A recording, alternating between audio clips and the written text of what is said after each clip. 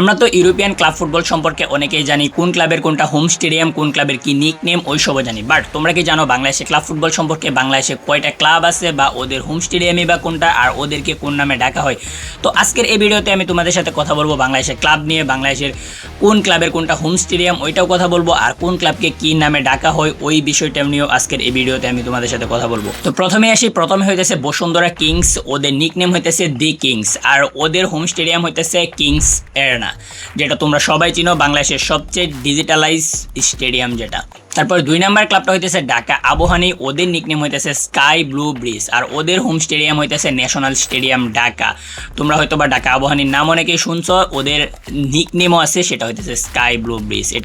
3 number হইতেছে the Fortis FC, ওদের nickname হইতেছে ফোর্টিস ওয়ারিয়র, আর ওদের হোম স্টেডিয়াম হইতেছে কিংস এরেনা, মানে বসুন্ধরা কিংসেরও যেটাই হোম স্টেডিয়াম, ফোর্টিস এফসিরও হোম স্টেডিয়াম সেমটাই। 4 নাম্বার হইতেছে বাংলাদেশ পুলিশ ফুটবল ক্লাব, ওদের নিকনেম হইতেছে দ্য পুলিশম্যান, মানে পুলিশদেরও একটা ফুটবল ক্লাব আছে বাংলাদেশে, আর ওদের হোম স্টেডিয়াম হইতেছে শহীদ বরকত স্টেডিয়াম গাজীপুর, যেটা গাজীপুরের মধ্যে অবস্থিত। শহীদ বরকত স্টেডিয়াম তোমরা হয়তো অনেকেই চিনো, এটা হইতেছে বাংলাদেশ পুলিশ এফসি, মানে পুলিশ ফুটবল ক্লাব যেটা আছে ওদের হোম স্টেডিয়াম। তারপরে 5 নাম্বারে আসি মোহামেডান স্পোর্টিং ক্লাব, ওদের নিকনেম হইতেছে দ্য ব্ল্যাক অ্যান্ড হোয়াইট, আর ওদের হোম স্টেডিয়াম হইতেছে শহীদ ধীরেন্দ্রনাথ দত্ত স্টেডিয়াম কুমিল্লা, ওদের হোম স্টেডিয়াম কুমিল্লাতে। মোহামেডান তোমরা হয়তো বা মোহামেডানের নাম শুনছো, অনেকে আবাহনীর নাম শুনছো, আজকে ওদের হোম স্টেডিয়াম কোনটা আর ওদের নিকনেম কি ওইটাও তোমরা জেনে নিলা, হয়তো বা অনেকে জানতা না। 6 নাম্বার হইতেছে রহমতগঞ্জ MFS, রহমতগঞ্জ মুসলিম ফ্রেন্ডস সোসাইটি, ওদের নিকনেম হইতেছে ওল্ড ঢাকা প্রাইড, আর ওদের হোম স্টেডিয়াম হইতেছে মুন্সিগঞ্জ স্টেডিয়াম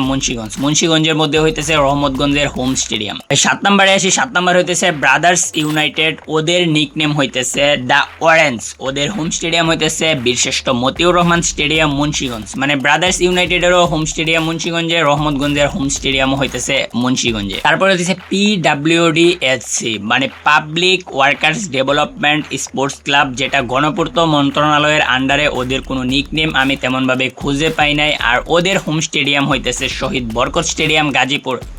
9 নাম্বারে আসি আরামবাগ ক্রীড়া সংঘ, ওদের নিকনেম হইতেছে দ্য রাইজিং স্ট্যান্ড, ওদের হোম স্টেডিয়াম হইতেছে শহীদ মিরাজ তপন স্টেডিয়াম মানিকগঞ্জ, মানে আরামবাগ ক্রীড়া সংঘ যেটা আছে ওদের হোম স্টেডিয়াম হইতেছে মানিকগঞ্জে। তারপরে 10 নাম্বারে আসি, যেই ক্লাবটাকে অনেকে ট্রল করে বলে ইংল্যান্ডের আছে লিভারপুল, আমাদের আছে ফকিরাপুল। তো 10 নাম্বার হইতেছে ফকিরাপুল